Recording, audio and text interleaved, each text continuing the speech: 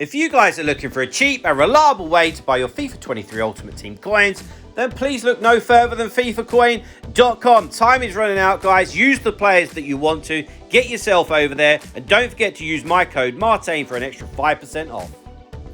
Hi guys, Martin88 here and welcome back to another endgame tactics video here on the channel. And today we're having a look at the 3-4-3, which for me, I'm putting it down as a comeback tactic. That's how this is set up. Also, you like to use the 4-2-4, but this is viable as well. And I'm talking, last 20 minutes when you want to throw the kitchen sink at somebody. I'm not gonna lie, sometimes I switch this on for like 5 or 10 minutes during the game if I feel like I'm suffering a bit or I need to do something to mix it up a bit and to frighten my opponent a bit. So basically it's the kind of thing you use when you've got nothing to lose, if I'm being honest. So let's get into it and have a look. This isn't for the faint-hearted, guys. So if you're somebody that don't mind, going for it a bit, then this could be for you. I mean, if you want to start off with it, feel free and let me know how you get on, but I'm not sure I totally recommend it. Anyway, defensive style, constant pressure. When you're chasing a game, this is what you need. You've got to throw everything at them, guys. So constant pressure. Defensive width, still 55. So we are going to have some players back and we want them to be a tight-knit little unit because we don't just want it to be that they're going to score every time they have an attack. And this isn't like that, to be honest, either, because you do have 3 centre-backs there, which still gives you a fighting chance.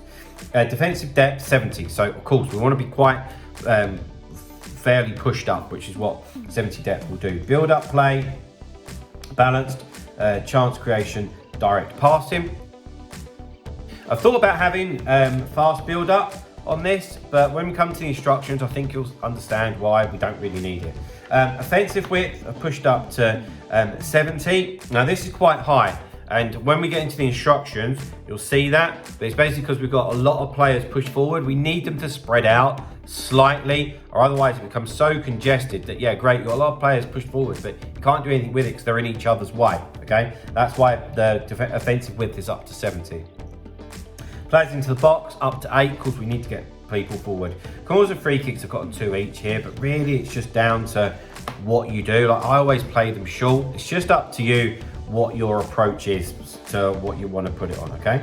Right, into the player instructions. So guys, before we do that, did just want to remind you about my online coaching. If you're still looking to improve at the game, whether that be rivals or foot champs or just beat one of your pals, please get in touch with me. My email address is martinfifa88@gmail.com. Right, okay, so the 3 centre-backs, stay back while attacking, okay?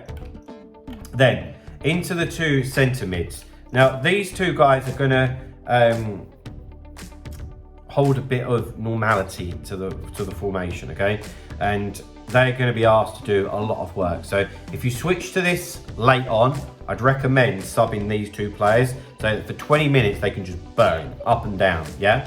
So we've got balanced attack, cover centre, okay? It's because we want them to be involved in everything, really. They still will be involved in the attack, but they'll be the one feeding the balls. And of course, you've got to remember on constant pressure as well, but also they're on cover centre. So you might give a bit away down the wings, but if you get broken on and you've got to defend, you've still got the 3 centre-backs and you will have the 2 centre mids. So you've got 5 players to work with there. So like I said, it gives you a fighting chance. It's stupid to be in a situation where you've got these on get forward and maybe the left centre-back and the right centre-back on get forward, because you're just going to be an absolute sitting duck. Anyway, so yeah, all-rounders, cover centre, balanced attack.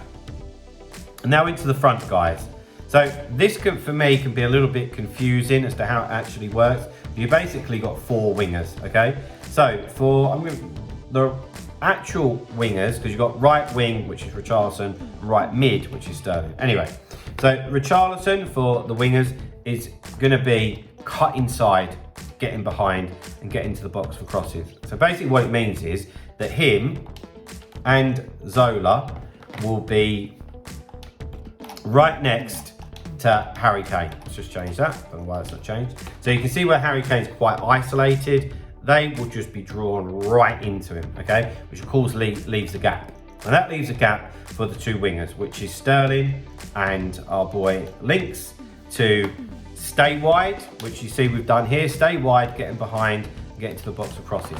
So they're going to hug the touchline a bit more, which what it will do is it will actually spread the opponent's defense out, which will leave a bit of room in the middle for you to move with. Yeah, so you've got 3 strikers essentially in the middle, 2 wide guys. They're going to need a lot of people back to deal with that, and it will just give you that little bit more room to maneuver with, rather than it just being totally congested. Then of course up front, your central striker, he just needs to stay exactly where he is. You're just hoping that he can feed off something. But also remember that you've got constant pressure turned on here. So, you know, we want this amount of people pushed forward, because as soon as their defense gets it, we want to just be going at them like a ton of bricks. You know, the aim of the game is to try and win the ball back from them very quickly, and hopefully catch them cold, nick a couple of goals potentially. Like I stick with this kind of thing if I feel like it's working and I've got it back to 1-1 or 2-1, whatever it was.